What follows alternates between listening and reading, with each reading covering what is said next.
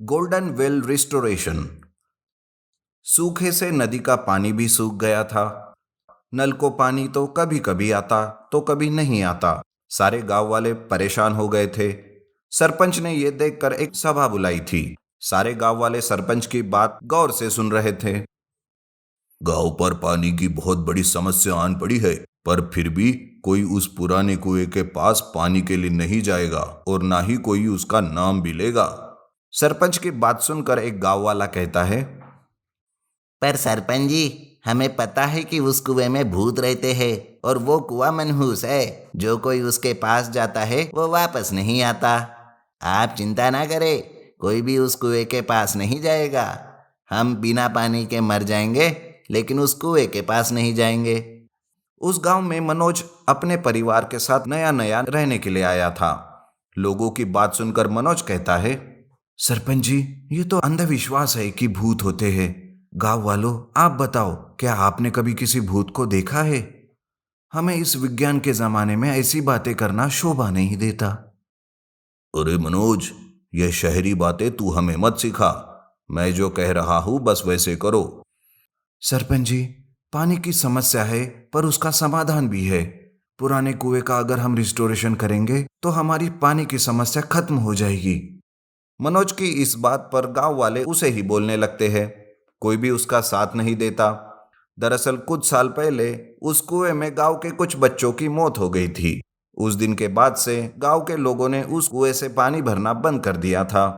गांव में तो ऐसी अफवाह भी फैला दी थी कि उस कुएं में भूत रहते हैं। लेकिन मनोज गांव वालों की आंखें खोलना चाहता था। गांव वालों की यही समस्या होती है कि वो अंधविश्वास में ही रहकर आगे की सोचते नहीं।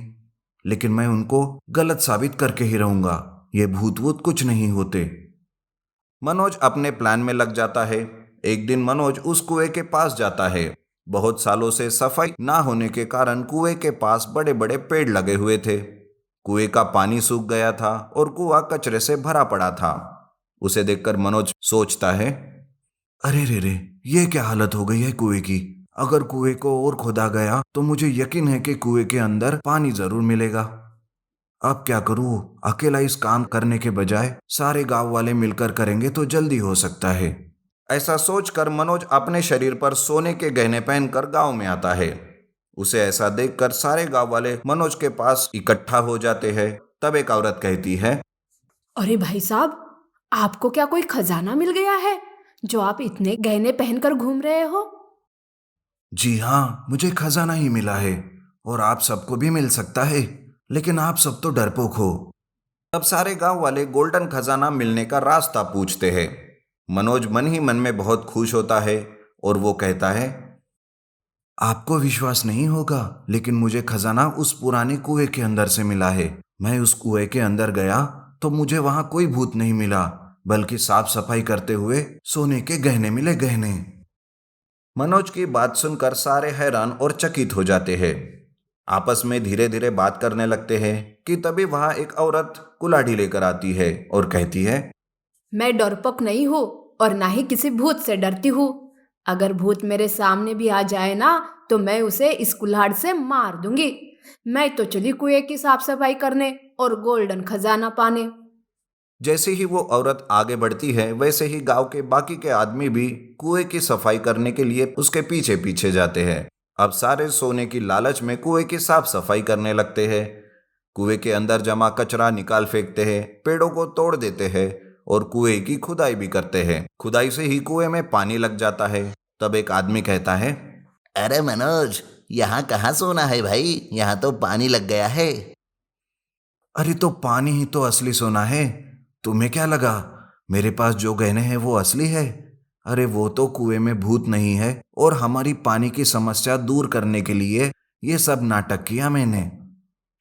मनोज की बातों से गांव वालों की आंखें खुल जाती है और वो फिर से कुएं को अच्छे से खोदने लगते हैं, जिसकी वजह से कुएं में ढेर सारा पानी लग जाता है। इस तरह से उस पुराने कुएं का रिस्टोरेशन करके गांव वाले उसे नया बना देते हैं और गांव वालों की पानी की समस्या हमेशा के लिए मिट जाती है और उनका अंधविश्वास भी। नीति: किसी बात पर हमें अंधविश्वास नहीं करना चाहिए, बल्कि उस बात में कितनी सच्चाई है ये परख लेना चाहिए। Magical staircase. कुंदन और मनीष दोनों दोस्त जंगल सफारी पर जाते हैं। दोपहर का समय हो जाता है। दोनों भी घर से लाए हुए खाने को खाने लगते हैं। तभी मनीष कहता है, अरे कुंदन, मेरा तो पानी खत्म हो गया। अरे सब्जी बहुत तेज है, मेरा मुंह जल गया। अरे तो ये लो मेरा पानी, पी लो इसे। कुंदन मनीष को पानी देता है। पानी पीते ही मनीष को अच्छा लगने लगता है। तभी वहां एक साधु बाबा आते हैं और उनसे वो पानी मांगते हैं। तब मनीष कहता है, अरे जाओ जाओ, चले जाओ यहाँ से, हमारे पास कोई पानी नहीं है। हाँ। अरे मनीष, ऐसा मत कहो, हमारे पास पानी है ना, और ये साधु बाबा है, हो सकता है इन्हें बहुत प्यास लगी हो। अरे कुंदन, तू समझता क्यों नहीं है, हमारे पास पहले ही पानी कम है। घर जाते जाते हमें भी तो प्यास लगेगी ना। ऊपर से मेरा मुंह जल गया है, अभी भी मुझे बहुत तेज जलन हो रही है, और फिर ऊपर से पानी कहाँ से ढूंढेंगे हम। अरे जब का तब देखा जाएगा मनीष, अभी जिन्हें जरूरत है उसे पानी देना ही चाहिए। ऐसा कह के कुंदन साधु बाबा को पानी पीने देता है।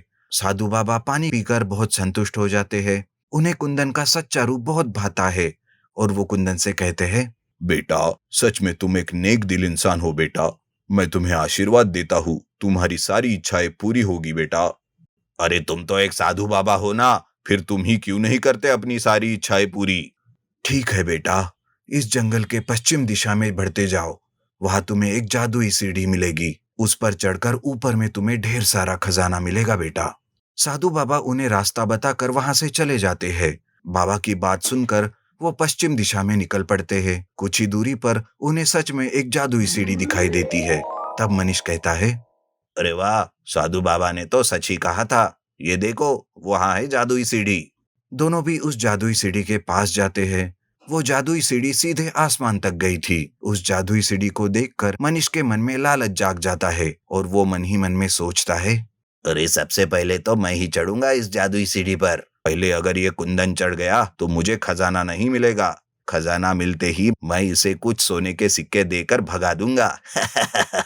मनीष इस तरह सोचता है, लेकिन उसे सोचते हुए देख कुंदन कहता है, अरे मनीष, क्या हुआ, किस सोच में डूब गए तुम? अरे किसी सोच में नहीं डूबा, लेकिन कुंदन, इस जादुई सीढ़ी पर सबसे पहले मैं चढ़ना चाहता हूँ।